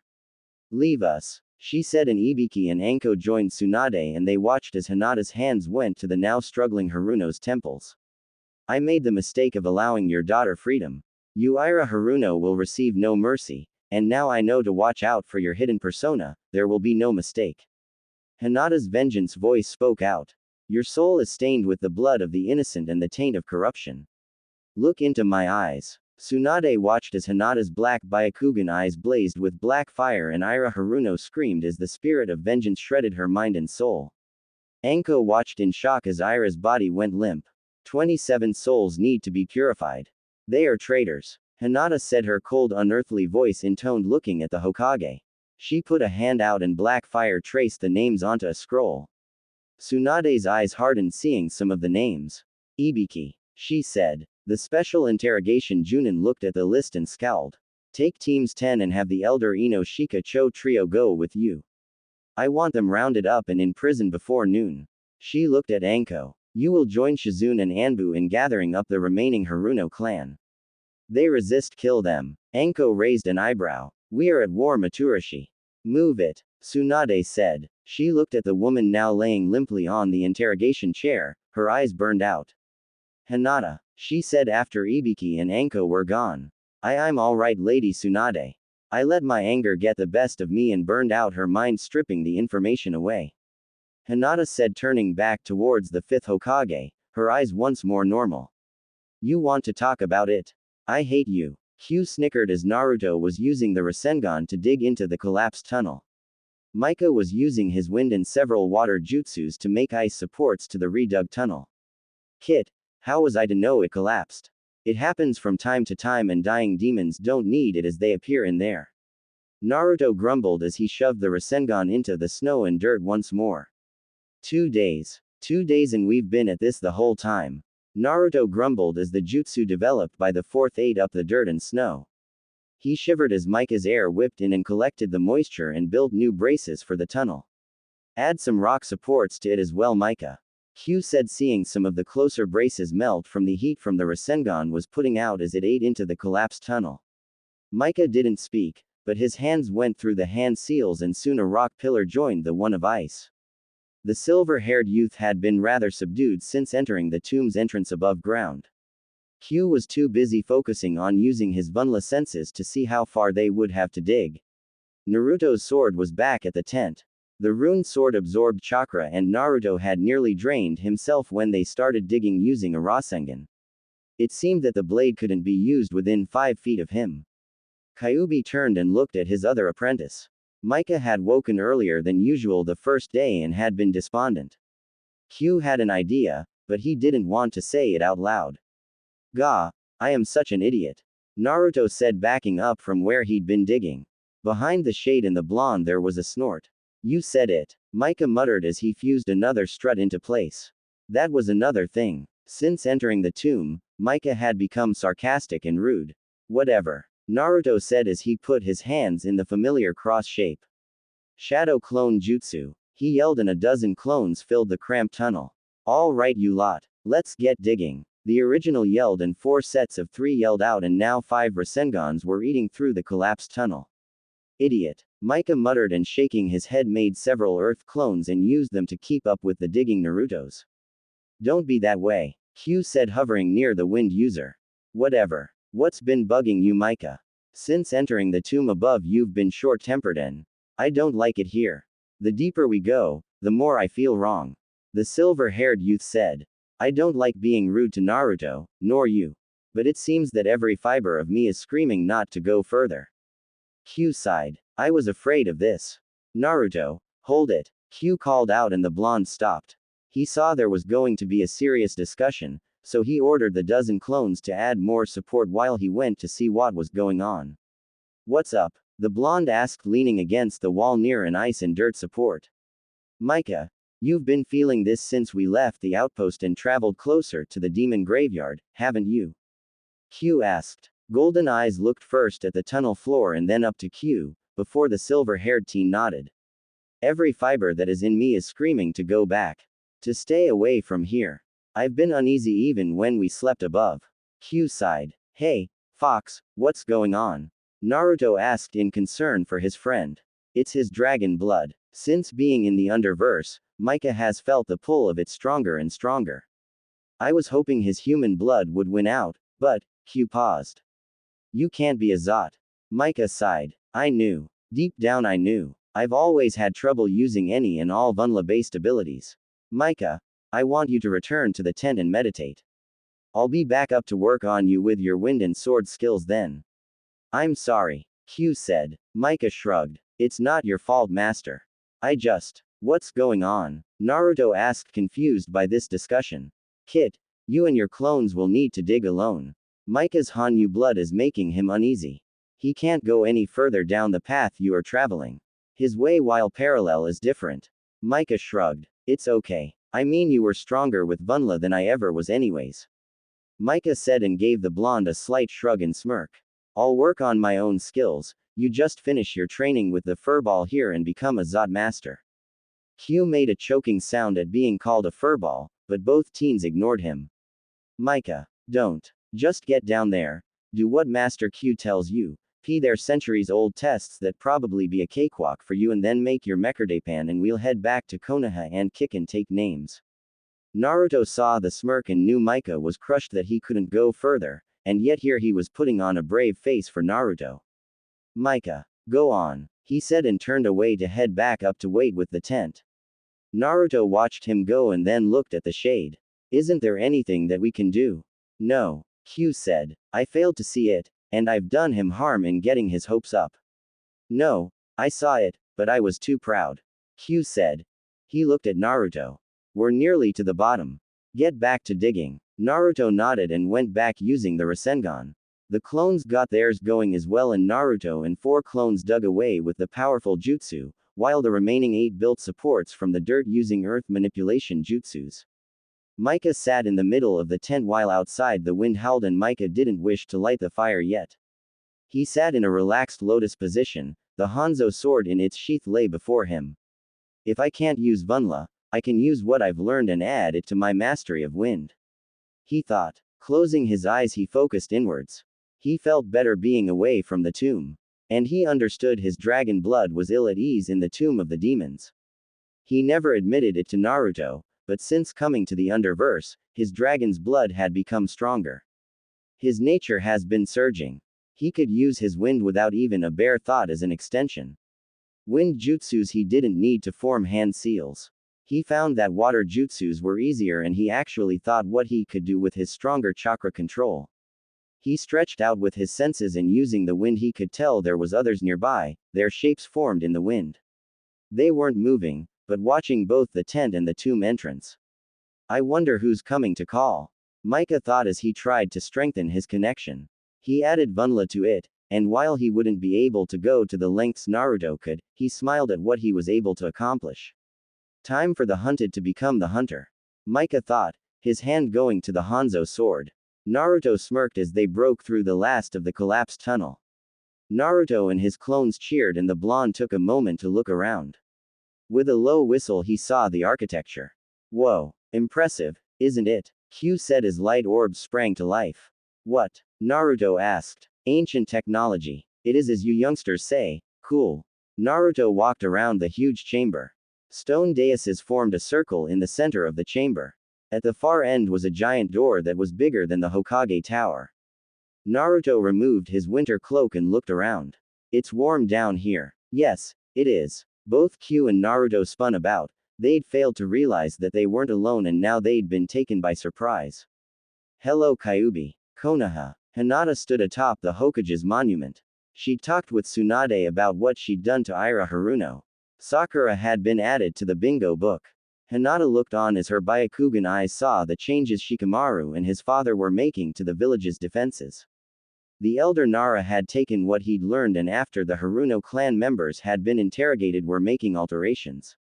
The village walls were being added to yet again, and conscriptions to the village militia were going on even now. I should have finished her when I had the chance. I'm too weak. No, Hinata, you're not weak. Jakaila. Yes, child. Although I am merging more and more with you each day, I am still here. You showed mercy. Even I have never encountered the persona aspect the Haruno clan hid all this time. But I could have prevented this. And Kushina could still be alive if she'd been stronger after giving birth early over stress. Fate is a kind and cruel woman. Be strong, if not for yourself and Konoha, then for Naruto. You feel for him as well. Hinata thought to the spirit in the back of her mind. Of course I do. He was born from my last host. I feel a family connection to him, and you wish to have a connection. One of mate, of spouse. Hinata could feel the spirit pause. What? You know something. I know many things. You will know all I do in time. I will tell you this now. This time you are away from him, is but a spark in the amount of time you both can have. What do you mean, Jakaila? Both you, and Naruto will, bearing being killed long lives. Kushina knew this as well. Bearing enough physical damage you both will be relatively immortal. Once you both reach your majority of, 20, 21 you won't physically age. And with my abilities you will be harder to kill. But what of Naruto? Hey, Naruto is the Jinchuriki to the Kyuubi no Kitsune, but if you notice, he's stronger than your average Jinchuriki. Kyuubi chose him as his successor. The seal on Naruto over time would have drained Kyuubi of his life and chakra. By willingly naming him, Naruto will be the next Kyuubi and will be needed in the Underverse. Hinata sat on a tree stump. What? Why? As the next Kyuubi, he will be king of the Kitsune. He will be expected to report to the Elemental Empress, and Kami as well. But if that happens, how will he ever be Hokage? Hinata thought. She knew Naruto wanted to be the greatest Hokage ever. Sadly, as a demon lord, the people won't allow him to have the peace he craves here. And he will be a king. Hokage is nothing compared to that. Child, what is it, Jakaila? When the time comes, go with him. You won't have a place here either. Even if you aren't his mate at the time. You will outlive all others here and it will be painful. What was Kushina going to do? Hinata asked. Kushina had planned to remain in Konoha to protect her children and their descendants. The spirit of vengeance sent the image of Kushina making that vow to Minato while early on in her pregnancy. It's not fair. Hinata said aloud. What's not fair, child? It's not fair that Naruto knows nothing of his heritage, and I know everything his mother knew. Why wasn't he ever told, I wonder? Hinata thought to the spirit. I do not know Hinata, but when you see him, you can tell him all you know. Use it to break the ice. Now, I must rest. My time separate from you is nearing its end. I find I am less myself and more you with every day, and soon, you will be vengeance. When you die, I will return to the scroll, and you can dictate where it goes. Be well, Hinata. I sense soon you will be with Naruto. Everything is rushing to a conclusion. Be strong, be safe. Hinata felt the spirit of vengeance return to its slumber once more, and she found the sun was setting on another day in the Leaf Village. Hello, Kyuubi. Naruto went into a defensive stance and regretted not having a sword. After 2 years with a longer blade, he felt without one. Q chuckled. Miss me? The fox shade asked. The man stepped out of the shadows. Naruto gasped. The man was nearly 7 feet tall, had hair as white as snow. It was the pure blood red eyes that caught his attention. There were no pupils, just pools of red that seemed to take in everything. Like a rash. You don't have a body, yet you don't register as dead. The man said. Idendigan. Still the guardian of the dead. Q said. Kyuubi no Kitsune, and, the big man's head tilted to the side and his blood red eyes studied Naruto. He has your chakra, and marks, son. Chuckles close enough. Naruto Uzumaki. He is my Jinchuriki, and my Baiti. Ithendigan raised a white eyebrow. You were foolish enough to get caught on the earth plane. The big man shook his head and walked past the pair. Naruto saw a scythe and chain on the big man's back. Master Q, who is this guy? Naruto asked, watching as the big man took up a position before the stone circle in the middle of the room. Idendigan. He is the undertaker here in the demon's graveyard. I thought he'd have died years ago. Q said, watching as the big man paused before a statue and bowed. But then immortals only pee on when they wish. And being here, Q's shade shrugged. Do I have to fight him or something? Naruto asked nervously. He was tired from digging, and he wasn't armed except for a few kunai. Not yet. Q answered. Idendigan. Q called out, getting the big man's attention. What is it, Kyubi? You aren't dead, and your container isn't near death. What do you want? I am here to allow my Baiti to gain the materials needed to create his Mekardapan and take the trials to become a Zotgekard. Q said, standing sliding behind Naruto, his ghost hands hovering over the blonde's shoulders. The guardian of the tomb paused and looked at Naruto. Strong with Bunla. How long has he been training? 2 years. The white-haired behemoth snorted. And you think he's ready for the trials? I'll allow him access to make his Mekardapan, but the trials, he's not ready. I am ready. Q tell him, Naruto said, looking at the stranger and not liking that this man judged him with just looking at him. He was sick of people doing that to him. Are you? The big man said. His red eyes staring at Naruto, and he felt exposed, as if he stood before Kami and was being weighed for his life deeds. He's strong. His aura, despite housing your Yukai, has remained pure. Fascinating, the big man said as he continued to look at Naruto. He allows his emotions to rule him. Q remained silent while the Undertaker judged his apprentice. He could say nothing to sway the tomb's guardian opinion. He at least is allowing us to make a Mekardapan. Make your weapon. But you aren't ready for the trials. You must learn to control yourself.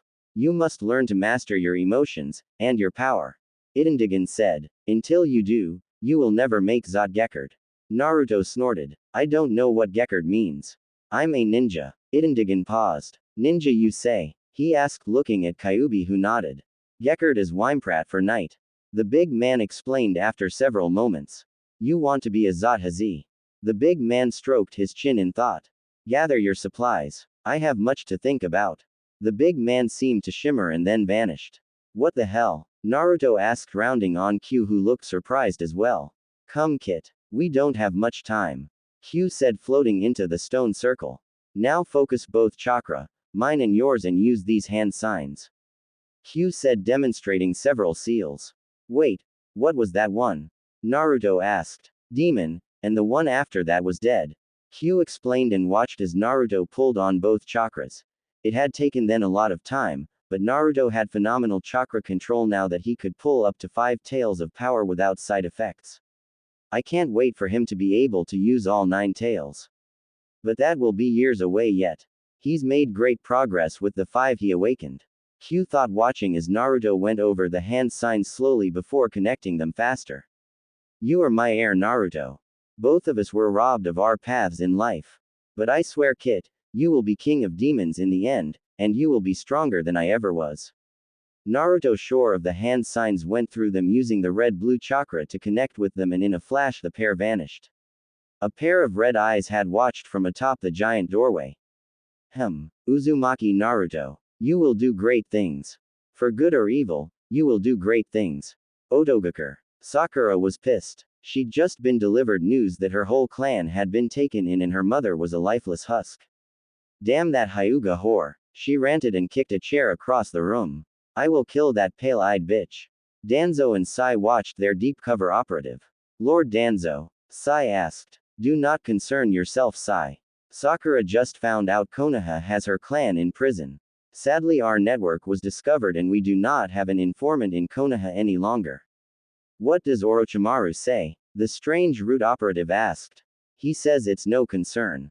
The Uchiha is going through jutsus and we'll be able to attack and wipe out Leaf soon. Danzo watched as Sakura destroyed some more furniture. That is enough, Sakura. The pink-haired Kunoichi froze in mid-throw and turned to look at Danzo. Her sickly yellow-green eyes looked at him. When the time come that Hyuga whore is mine.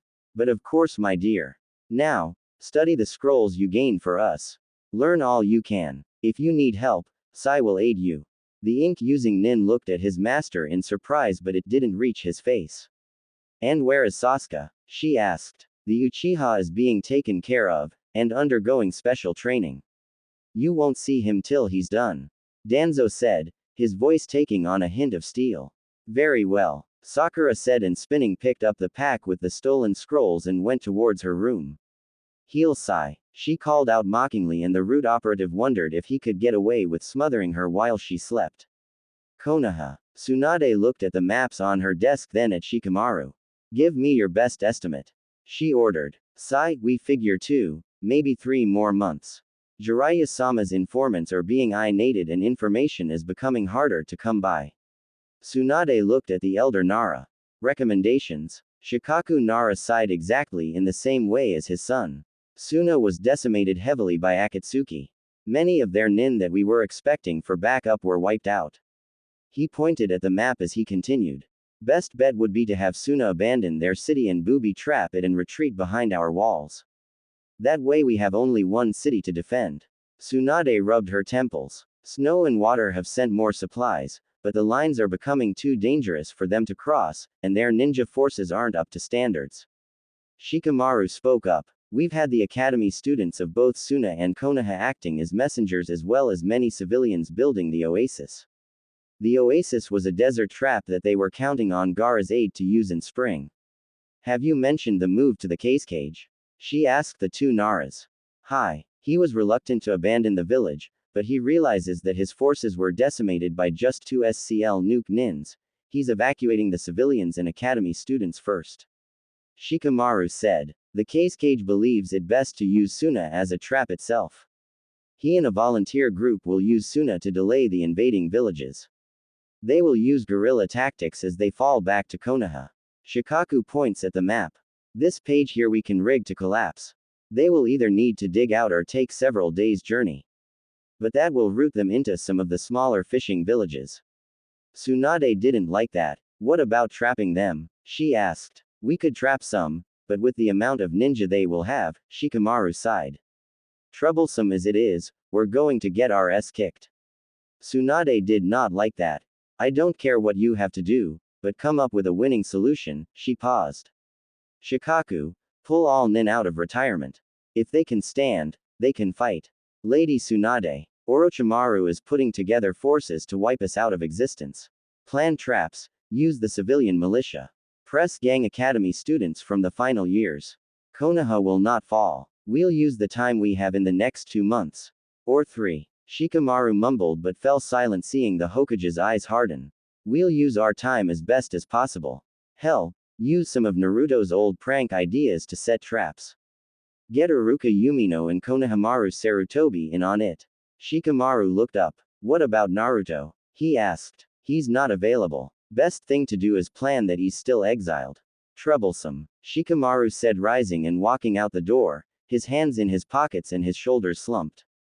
And if we did have Naruto? Shikaku asked after his son had left to work on a plan.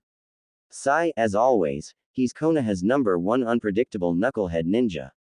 He's a wildcard into any situation, as I'm sure you boy knows. I've got slugs out looking for a way to contact him. Crunch time is coming. Where the hell are you, Naruto? Where the hell are we? Naruto asked. It's so dark I can't see my hand in front of my face. My bad. Emi Shahida. The darkness suddenly was peeled back as globes of light slowly sprang to life. Naruto could feel it with his Vunla-enhanced senses. Whoa, he uttered. The power and energy flowing around the place made Naruto think of being lost in the ocean. Welcome to the Boneyard Kit. Q said. Naruto realized there were millions of pillars, each had etchings on them. What are they? He asked looking at one. It had the image of a hawk man on it. Each pillar contains the several bones and liquids from a demon. That one you are looking at is the tomb of Horus, a half-man half-bird demon. They ped on from the realm long ago during the Great Wars. Great Wars? Naruto asked. Yes. Underverse once was racked by war, as factions fought. Solid anew as the result of peace. Some species of demon died out during the war, others mutated and became fiends. While others thrived. Like the kitsune? Naruto asked. Yes. The dragons too thrived, but they are mostly in hiding, and only a few half-breeds come out now. The great dragons prefer to slumber till they are needed once more. Mikahamaru's ancestors. But why? The dragons are forces of nature themselves. Life and death. When I was young, I'd say about a century or two, there was a flight of dragons. The end result was the Ester Sands, which once had been a rich jungle became the wasteland it is even today. Q said as he floated past pillars. Come on. We have to reach the Fox section. There we will get the materials to make you the weapon of Azat. Naruto followed and his eyes looking upwards. This place is huge. Hey, the graveyard is in its own pocket dimension. The only way in is through the tomb. Kyuubi paused. Here is Shukaku. My remains are here too. Well, my bodily remains. You mean your spirits? What? Oh, no, our chakra is crystallized into democite. The only thing here are our bones and crystallized chakra, and some organs and such. Naruto looked at the pillar of one of the demonic sand raccoons. So, will one of his people get his position since Gaara can't? Naruto asked as they started walking again. It is up to Kami to decide. Now kid, listen to me. When we reach the Kitsune section, I am going to have to explain some things to you before we begin. You will need to pay attention this time, no fooling around. This is life or death matters. Q spoke, making sure he had the blonde's attention. They continued to walk and Naruto took in the pillars. Each one had information about the demon. Not a lot of information. The blonde muttered. Each pillar contains a Rumulna, a type of memory crystal. Q stopped before one pillar and waved a hand using Vunla to activate it. An image of a demon fire crab appeared and many words in a language that Naruto figured was Wimprat. Really need to learn about this. Sucks having to ask for translations all the time. The blonde thought as he looked at it, as it seemed to scroll on and on with history of the demon. Older demons like myself and Shukaku, you could spend years reading everything we've ever done. Q said with a smirk, using Vunla to deactivate the pillar, and continued on with Naruto. After what felt like hours, they reached the Kitsune burial ground. Naruto noticed there were less pillars here. Kitsune are crafty by nature, and we tend to live longer than other demon races by escaping and continuing on another day. Q said, noticing his look. Q drifted around, and Naruto saw him pause before a set of pillars. A sad look came over the shade's face. Q. Naruto asked softly. This is my mother's grave. Q said. She was killed during the Great Demon War. She was seduced and then betrayed by one we thought was ally. Naruto stepped back and allowed Q to mourn at his mother's grave. Kit. Pay attention. Sit in a meditation position. Naruto did as the Kyuubi ordered. Close your eyes, center in. Feel your connection with the Vunla deep within. Q continued, his eyes still on the marker of his mother. Clear your mind of fear and doubt. Feel the Vunla reaching out.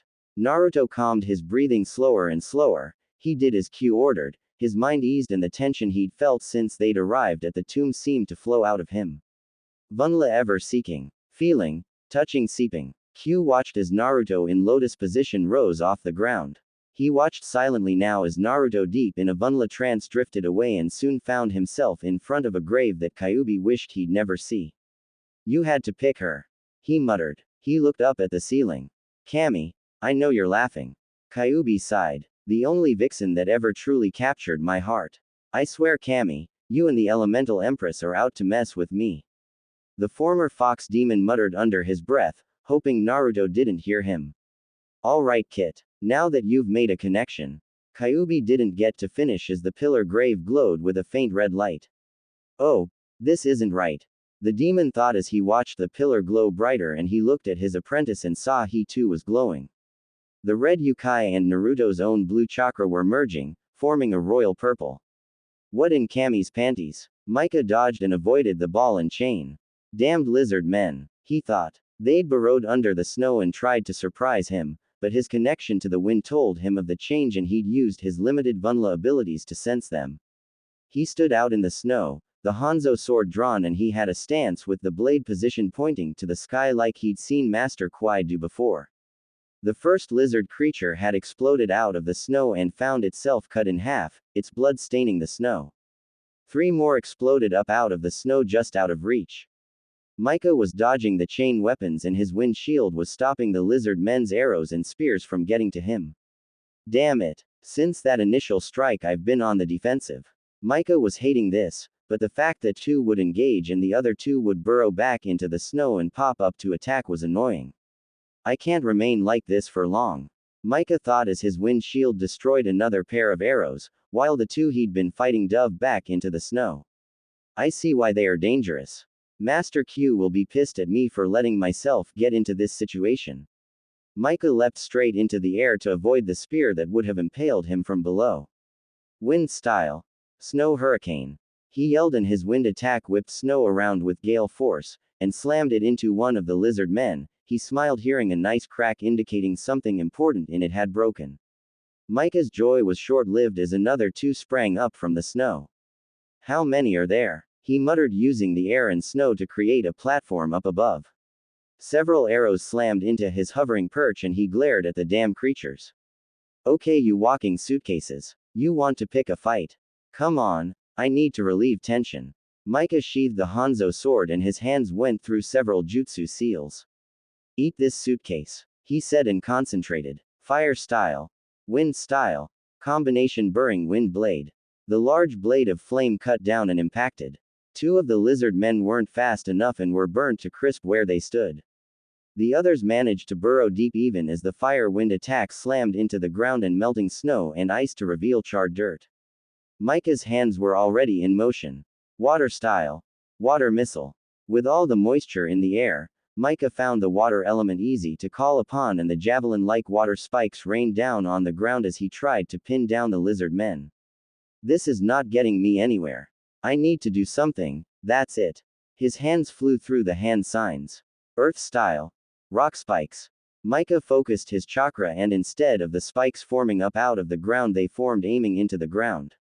An eruption of blood told Micah he'd gotten another one. But he swore as 7 lizard men rose from the ground and he was forced to dodge arrows and spears. Master Q said they would return, and in greater numbers, but this is becoming ridiculous. Micah landed and leapt again. His wind shield caught more arrows and he used them as his wind spun them around and sent the barrage back at the lizard men archers. He was hovering in the air when he saw something big pushing up from the snow. Oh, this can't be good. Seconds before the ground erupted and monstrous war filled the air. Naruto was surrounded by swirling purple chakra. Kyuubi looked on in shock. Not something I was expecting. He muttered. The pillar pulsed and Kyuubi saw its glow was syncing with Naruto's. Oh Takasis. Q thought, watching the pillar of the one vixen he'd thought would have been his mate. Q watched as the two signatures seemed to stretch out and connect. This isn't what I thought would happen. Takasis, what are you up to from beyond the grave? Q thought as he watched the vortex spin about and Naruto limply hover in the air. The chakra in and around the boy surged and Q was shocked by this. She's merging her chakra. And ours, what in the name of Kami? He watched as Takasis's grave seemed to shimmer and 2 bones about 14 inches drifted out. Q watched as 2 vials floated out as well and then 2 shards of demosite. 2. Oh Takasis, you're being far too generous here. What are you up to, you naughty vixen? Kyuubi thought, watching as the item spun in the purple vortex of chakra with Naruto hanging there in his Vanilla-enhanced trance. Kit? Q asked. Naruto made no response and Kyuubi could only watch as the item spun around to halt before the blonde. The bones seemed to shimmer and take shape and they glowed a orangish tinge. Q watched as the vials dissolved, and the organs in there seeped into the bones. Takasis's heartstrings, amazing. Next came the demosite shards. Neither was longer than a finger, and Q took note of their color. Strange. They're changing color to match, interesting. Never knew that could happen. Always thought it was the demon that determined the color. He watched as the demosite merged with the heartstrings and then the bones. Naruto's chakra engulfed them. Kit's a natural. Didn't even need to read the scrolls. This is all instinct. I knew he'd do well. Kyuubi thought proudly as he watched as the bones were shaped by the chakra. Runes were traced in by invisible fingers, and Q would bet that Takasis's spirit was guiding Naruto. Q watched as Naruto drifted back to the ground, his feet touching down. The blonde's hands reached out and there was flash as his hands touched the bone handles. Well, I'll be son of a toad.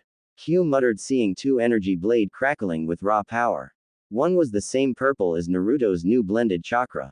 The other, however, was the same sickening orange that the blonde used to wear. Kit, you keep surprising the hell out of me. Q muttered and used the Vanilla to cushion Naruto as he slumped to the ground unconscious, the 2 blades deactivating, the Jinchuriki never letting go of his new weapons.